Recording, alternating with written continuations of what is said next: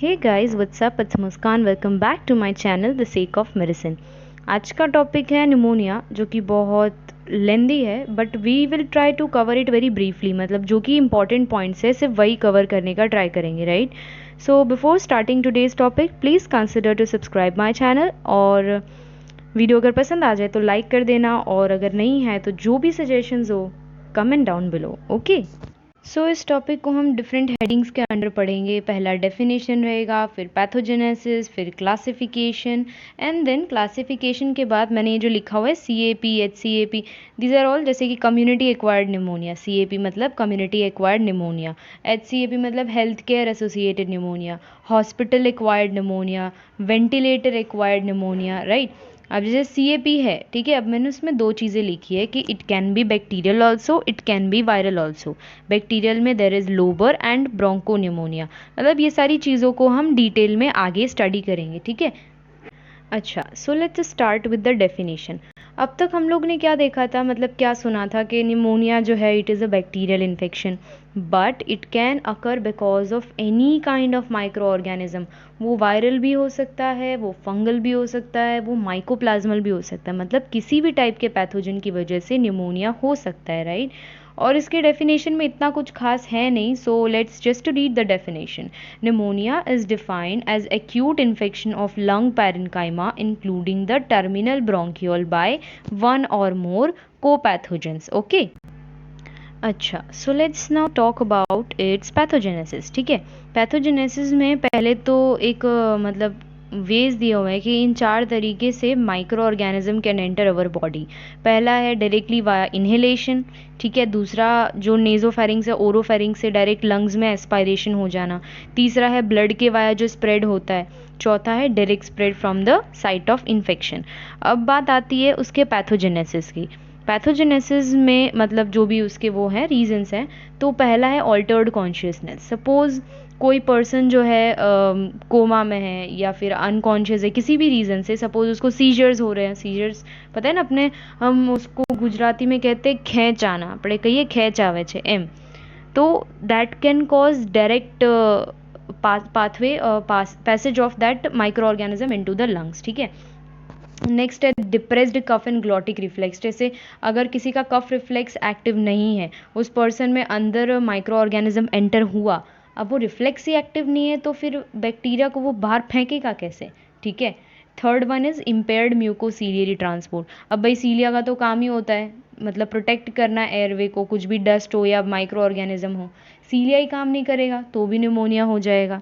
Next is impaired alveolar macrophage function. अब देखो alveolar macrophages ही काम नहीं कर रहे तो फिर तो कोई बात ही नहीं हुई। बॉडी हमारा जो इसका हमारा जो बॉडी का इम्यूनिटी है वो आंसर ही नहीं कर पाएगा, वो कुछ रिस्पॉन्स ही नहीं कर पाएगा, ठीक है। Next is endobronchial obstruction. किसी भी टाइप का वही ट्यूमर है या फिर कुछ सिस्टिक फाइब्रोसिस हो गया या फिर फॉरेन बॉडी हो गया, उसकी वजह से भी हो सकता है।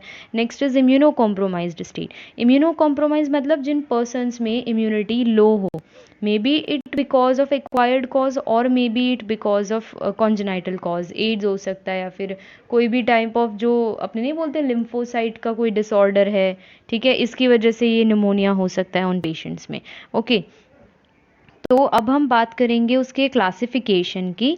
तो क्लासिफिकेशन भी इसके 3 बेसिस पे होता है। पहला anatomic classification basis on its location, aetiology classification based on its causes, and next is clinical classification, ठीक है।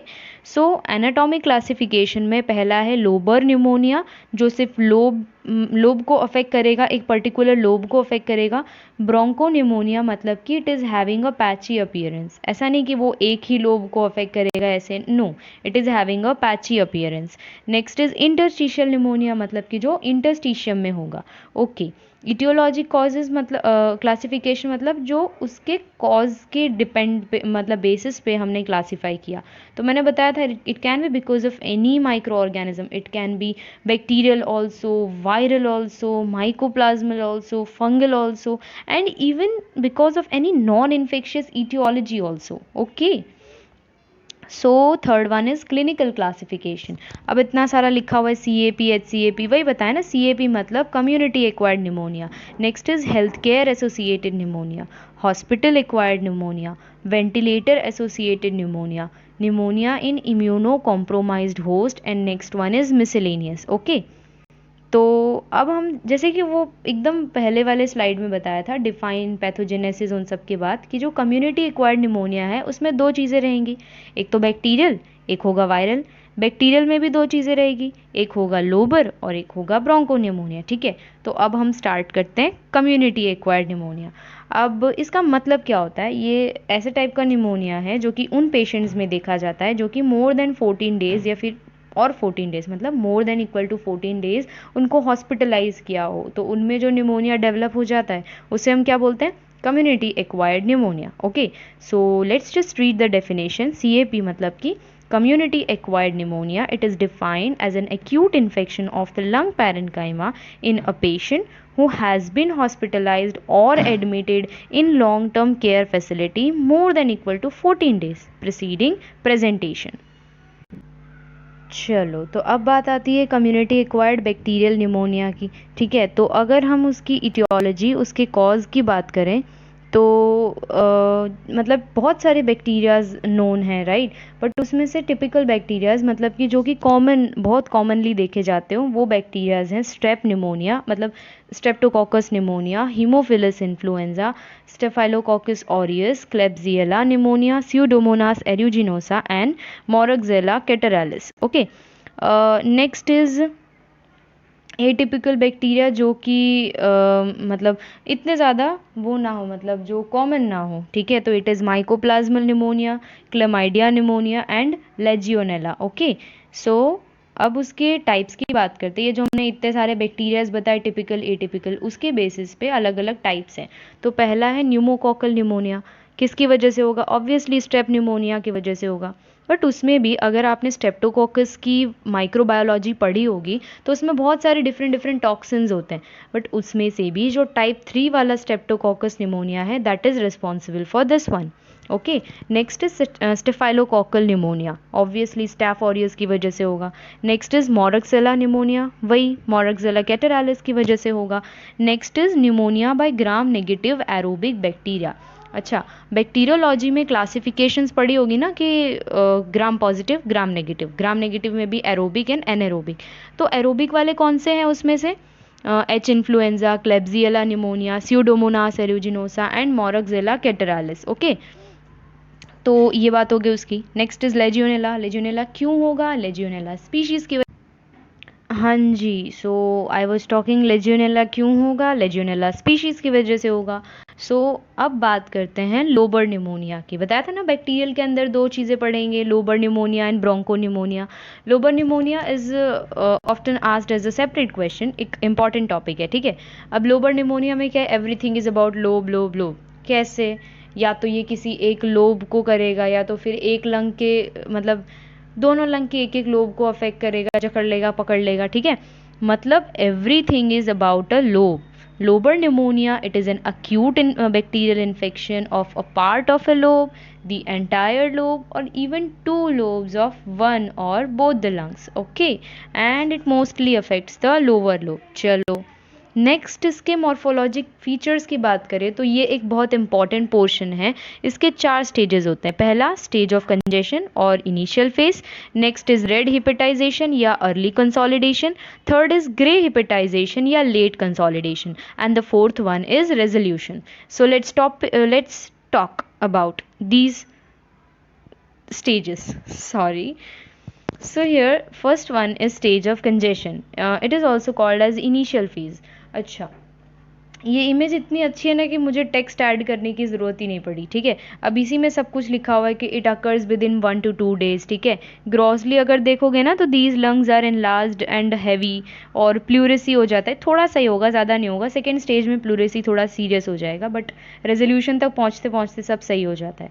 ठीक है, हिस्टोलॉजिकली देखें तो फिर यहाँ पे लिखा हुआ है PMN एंड RBC। इसका मतलब क्या है कि जो भी RBCs है और न्यूट्रोफिल्स हैं इनका इंट्रा एल्वियोलर फ्लूइड में एक्यूमुलेशन हो जाना। ओके, और जो सेप्टा है दे बिकम वाइडेंड। और ये जो इडीमा फ्लूइड करके यहाँ पे लेबल किया हुआ है, इस चीज़ को एकदम अच्छे से नोट करना। जैसे इस फर्स्ट स्टेज में यहाँ पे intra what we can say, ये जो फ्लूइड है इडीमा फ्लूइड है ये दिखेगा। अब ये नेक्स्ट स्टेज में कन्वर्ट हो जाएगा फाइब्रिन में, है ना, फाइब्रिनस मटेरियल में। नेक्स्ट थर्ड स्टेज में वो और ज़्यादा डेंस हो जाएगा, ठीक है। तो ये इडीमा फ्लूइड जो है ना, इसका चेंजेस हमें नोटिस करना बहुत ज़्यादा ज़रूरी है, बहुत ज़्यादा इंपॉर्टेंट है। Okay, so next is the red hepatization या अर्ली कंसोलिडेशन। अब पहले हम इसके टाइम स्पैन की बात कर ले तो ये कब होता है, बिटवीन 2 to 4 days। और ग्रॉसली देखो तो the lungs are red and firm, okay, and then there is serofibrinous pleurisy is also seen. अब हिस्टोलॉजिकली देखो ना, तो एक बहुत अच्छा सा लॉजिक चीज़ बताती हूँ कि इसको रेड हिपेटाइजेशन क्यों बोलते हैं। मतलब हर एक चीज़ का एक रीज़न होता है ना।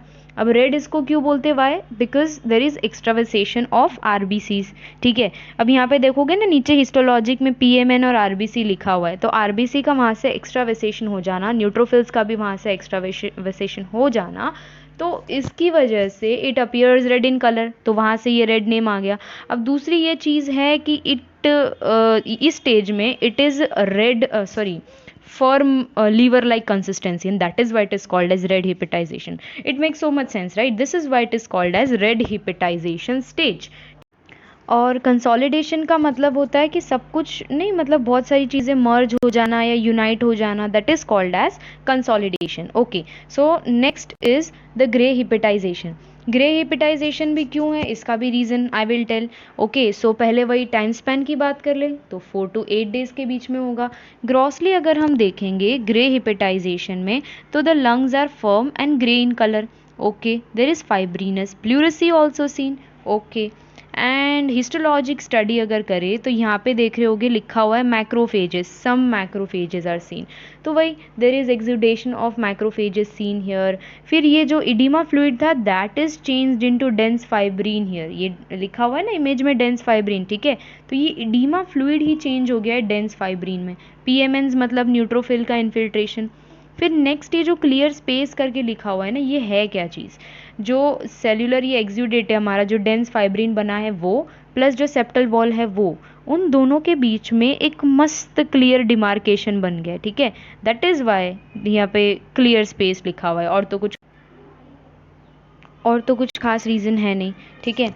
Next is resolution. अब रेजोल्यूशन का मतलब क्या होता है कि जैसे कोई भी एबनॉर्मल कंडीशन है, जब वो टर्मिनेट होती है, जब वो ख़त्म होती है, तो उसको हम रेजोल्यूशन बोलते हैं। अब इसका टाइम स्पैन देखें ना, तो इसमें एक कंडीशन होती है कि अगर केमोथेरेपी जो स्टार्ट हो चुकी हो, मतलब अगर नहीं स्टार्ट हुई हो, तो वो 8th से 9th डे में स्टार्ट होता है। बट अगर स्टार्ट हो चुकी हो तो it completes in 1 to 3 weeks, okay. और ग्रॉसली अगर हम देखें, रेजोल्यूशन की बात करूँ, राइट, ग्रॉसली अगर हम देखें तो the lungs are grey and red in colour, the pleurisy resolves slowly, मतलब everything just restores to normal, धीरे धीरे सब कुछ नॉर्मल हो जाता है। नेक्स्ट इज़ जो भी क्या बोलते हैं एल्वियोलर कैपिलरीज है, दे बिकम नॉर्मल, वही एंगोर्स्ड हो जाती है। फिर जो मैक्रोफेजेस है they again come in the alveolar spaces, और वहाँ पे जो न्यूट्रोफिल का इकट्ठा हुआ था ना, वो न्यूट्रोफिल्स भी कम हो जाएंगे, क्योंकि भाई अब तो सब सही हो गया ना, अब रह के वहाँ क्या कर लेंगे वो। नेक्स्ट अब फाइब्रिन स्ट्रैंड्स की बात कर लेते तो they become granular and fragmented, okay. और हाँ, ऐसे तो सारे पॉइंट्स हो चुके हैं। अब ये सारे स्टेजेस की बात हुई, अब बात आती है कॉम्प्लिकेशंस की। अब जैसे फर्स्ट यहाँ पे लिखा हुआ है ऑर्गेनाइजेशन, मैंने रेजोल्यूशन का मतलब बताया जब कोई भी एबनॉर्मल चीज़ का टर्मिनेशन हो, ठीक है। ऑर्गेनाइजेशन क्या होता है, जैसे कि ब्लड है या कोई भी और एक्सुडेटिव फ्लूइड है, तो it turns into fibrous tissue. अब भाई साहब ये तो गड़बड़ हो गई ना, और अगर वो फाइब्रस टिश्यू में कन्वर्ट हो जाएगा तो रेजोल्यूशन कैसे होगा, सब कुछ नॉर्मल थोड़ी हो रहा है। फाइब्रस टिश्यू का फॉर्मेशन होना इज़ नॉट अ नॉर्मल चीज़, है ना, वो एक कॉम्प्लिकेशन है। नेक्स्ट है प्लूरल इफ्यूजन। प्लूरल इफ्यूजन यानी कि प्लूरल कैविटी में फ्लूइड का एक्यूमुलेशन होना। Next is empyema. एम्पाइमा यानी कि प्लूरा में पस फॉर्मेशन होना, okay. Next is lung abscess, वो सेकेंडरी टू कोई काइंड ऑफ इन्फेक्शन है। मेटास्टेटिक इन्फेक्शन, अब जैसे न्यूमोनिया है, उसका एक्सटेंट जो है वो बढ़ चुका है, तो it can extend even into heart, pericardium, नीचे लीवर तक जा सकता है, पेरिकार्डाइटिस हो सकता है, मायोकार्डाइटिस हो सकता है, इवन मेनिंजाइटिस जैसी सीरियस कॉम्प्लिकेशंस हो सकते हैं, राइट। मेटास्टेटिक का मतलब होता है जो स्प्रेड हो जाए, ठीक है। तो अब हम बात करते हैं क्लिनिकल फीचर्स की। तो ज़्यादा कुछ खास है नहीं, शेकिंग, चिल्स, फीवर, मलेज। मलेज का मीनिंग पता है, जैसे हम नहीं बोलते कि आज यार अच्छा नहीं लग रहा है, या फिर अंदर से फील नहीं आ रही है, नहीं अच्छा लग रहा है, मतलब डिसकम्फर्ट या इलनेस का फीलिंग जो अंदर से होता है, that is called as malaise. with pleuritic chest pain, dyspnea and cough with expectoration, fever है, टेकिकार्डिया है, tachypnoea, cyanosis, neutrophilic leucocytosis, right. तो न्यूट्रोफिलिक ल्यूकोसाइटोसिस का मतलब क्या होता है कि ब्लड में एबनॉर्मली जो है न्यूट्रोफिल्स का काउंट बढ़ने लगता है, उसको हम बोलते हैं न्यूट्रोफिलिक ल्यूकोसाइटोसिस। तो यहाँ पर जो है हमारा लोबर न्यूमोनिया पूरा होता है, और ये न्यूमोनिया की जो वीडियो है वो 2 पार्ट में अपलोड होगी। So this was all about the part 1 of this video, और नेक्स्ट वेडनेसडे जो है इसका पार्ट 2 अपलोड होगा। So stay tune for that video and thank you for watching.